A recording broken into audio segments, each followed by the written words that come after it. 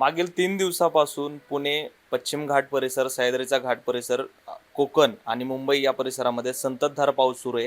याचा परिणाम म्हणजे शहरामध्ये पाणी साचलंय, अनेक रस्ते पाण्याखाली गेलेत, बिल्डिंगमध्ये पाणी घुसलंय, दरडी कोसळत आहेत.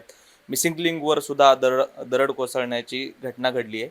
परंतु हा मुसळधार पाऊस नेमकं किती झालाय, कुठल्या लोकेशनला झालाय आणि पुढचे काही दिवस पावसाचे कसे असणार आहेत, हा पाऊस कधी थांबणार हे आपण जाणून घेतोय. मी सध्या IMD म्हणजे भारतीय हवामानशास्त्र विभागात आहे आणि आपल्यासोबत डॉक्टर सानप सर. सर, सध्या पावसाची परिस्थिती बघितली म्हणजे आज 6 जुलै आहे आणि पूर्ण संततधार पाऊस शहरामध्ये सुरू आहे आणि अनेक भागामध्ये पश्चिम घाटात सुरू आहे.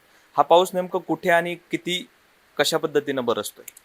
बेसिकली हा कोकण किनारपट्टी आणि घाटमाथे जे आहेत तिथे झालेला आपल्याला दिसून येतोय.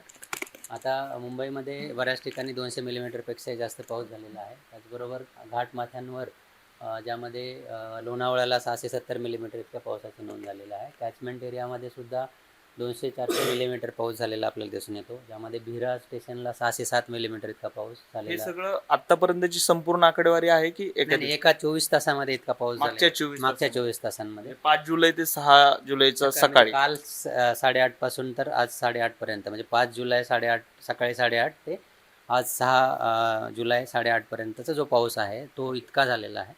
त्याचबरोबर महाबळेश्वरला 513 मिलीमीटर आणि पुणे शहर जर बघितलं तर पिंपरी चिंचवडला 200 मिलीमीटरपेक्षा जास्त पावसाची नोंद झालेली आहे. त्याचबरोबर शिवाजीनगरला 108 मिलीमीटर, पाषाण 113, लोहेगावला 146 मिलीमीटर अशा प्रकारचे पाऊस, म्हणजे बऱ्याच ठिकाणी मुसळधार ते अतिमुसळधार पावसाची नोंद गेल्या 24 तासांमध्ये आपल्याला दिसून आली. सर, आता या पावसाच्या पार्श्वभूमीवर कुठल्या कुठल्या जिल्ह्याला, कुठल्या भागाला रेड अलर्ट देण्यात आलेले आहेत आणि काय परिस्थिती असते? राईट. आपण इथं जर बघितलं डिस्ट्रिक्ट वाईज 5 दिवसांचा फोरकास्ट जर बघितला तर आपण इथं बघू शकतो की ठाणे, रायगड, मुंबई आणि पुण्याचे जे घाटमाथे आहे त्यासाठी रेड अलर्ट दिला गेलेला आहे आजच्यासाठी, म्हणजे 6 जुलैसाठी. आणि बाकीचे जे किनारपट्टीचे जे बाकी डिस्ट्रिक्ट्स आहेत पालघर, रत्नागिरी, सिंधुदुर्ग यांच्यासाठी ऑरेंज अलर्ट आहे. पुणे डिस्ट्रिक्टसाठी ऑरेंज अलर्ट आहे. त्याचबरोबर विदर्भातील बऱ्याच ठिकाणी येलो अलर्ट आहे आणि मध्य महाराष्ट्र आणि मराठवाड्यामध्ये हलक्या ते मध्यम स्वरूपाच्या पावसाची शक्यता आजच्यासाठी आहे. उद्याचं जर बघाल तर किनारपट्टीला येलो अलर्ट आहे आणि जे आपले किनारपट्टीला रेड अलर्ट आहे सॉरी, आणि जे घाटमाथे आहेत त्यांच्यासाठी येलो अलर्ट आहे. आणि विदर्भातील काही ठिकाणी येलो अलर्ट आपण उद्या बघू शकतो. आणि परवापासून जर बघितलं तर किनारपट्टीचा भाग सोडला किंवा विदर्भाचा काही भाग ज्यामध्ये येलो अलर्ट दिलेला आहे हा भाग जर सोडला तर इतरत्र हलक्या ते मध्यम स्वरूपाच्या पावसाची शक्यता आहे. सर, आता पश्चिम घाटामध्ये किंवा पुणे असेल, ठाणे असेल, पालघर असेल, रायगड असेल या जिल्ह्यामध्ये जोरदार पाऊस मागच्या 3-4 दिवसापासून बरसतोय. परंतु पॅरलली मराठवाडा, विदर्भ, मध्य महाराष्ट्राच्या काही भागात पाऊस नाही आहे. असं का होतंय? काय? नक्कीच.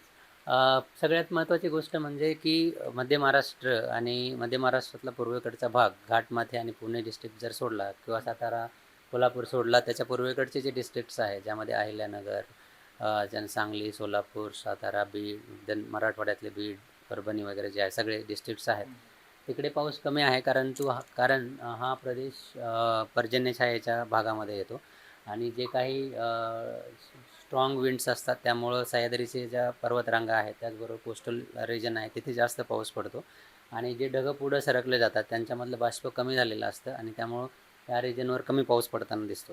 त्याचबरोबर ज्यावेळी एखादं कमी दाबाचं क्षेत्र बंगालच्या उपसागराच्या उत्तरेला फॉर्म होतं त्यावेळी कोकण किनारपट्टीचा उत्तरेकडचा भाग इकडे जास्त पाऊस पडतो आणि जो आपल्याला पडताना दिसतो.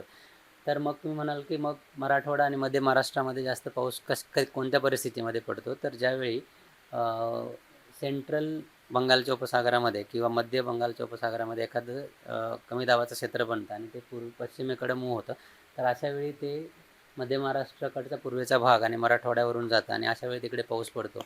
आता सध्या तशी परिस्थिती नाही आहे आणि म्हणून उत्तर कोकण असेल किंवा घाटमाथे असेल तिथे जास्त पाऊस पडताना दिसतो. इतर ठिकाणी आपण बघितलं तर पावसाचं प्रमाण हे कंपॅरेटिव्हली कमी आहे.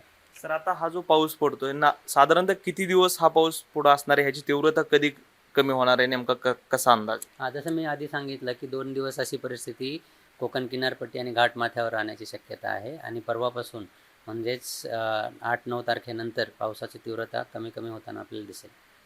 सर आता जून महिन्यामध्ये जे पावसाची तूट पडली होती 47% ती नक्कीच जुलै महिन्याच्या पहिल्या आठवड्यात हळूहळू भरून निघते. परंतु जुलै महिन्यामध्ये सुद्धा जुलैच्या सरासरीच्या कमी पाऊस पडणार असा अंदाज आहे. नेमकं एकूणच जुलै महिन्यामध्ये साधारणतः किती पाऊस पडणार आहे आणि हा पाऊस कमी झाल्यानंतर पुढचा महिनाभर नेमका पाऊस कुठं कसा किती पडणार आहे किंवा सरासरी कशी असेल? राईट. आता जर बघितलं तर -47% इतक्या पावसाची तूट आपल्याला दिसून आली होती आणि आता ती गेल्या काही दिवसांमध्ये पाऊस पडतो त्यामुळं ती 15% आलेली आहे आणि त्यामध्ये अजून येणाऱ्या 2 दिवसामध्ये जो पाऊस पडेल त्यामुळे ते अजून जी तूट आहे त्यामध्ये घट होताना आपल्याला दिसेल. परंतु 8-9 तारखेनंतर परत पाऊस कमी होताना दिसतो आहे आणि त्यानंतर जे आकडेवारी येतील त्यानुसार आपल्याला समजेल की तूट परत वाढेल की त्यामध्ये अजून घट निर्माण होईल. कारण डेफिनेटली पाऊस पुढे 2-3 दिवसानंतर कमी होताना दिसतो आणि या महिन्याचा जर पावसाचा अंदाज बघितला भारतीय हवामान विभागानं यावर्षी या महिन्यात म्हणजे जुलैचा पाऊससुद्धा सरासरीपेक्षा कमी असण्याचे चान्सेस सांगितलेले आहेत.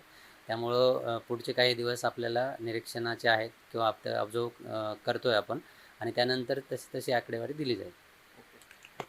तसं बघितलं तर आत्ता सध्या जो पाऊस सुरू आहे तो फक्त पश्चिम घाट म्हणजे सह्याद्री घाट, पुणे, ठाणे आणि रायगड जिल्ह्यामध्ये सुरू आहे. यासोबतच उद्या सुद्धा म्हणजे 7 जुलैला सुद्धा रत्नागिरी, सिंधुदुर्ग, रायगड आणि रत्नागिरी या जिल्ह्यामध्ये पाऊस असणार आहे.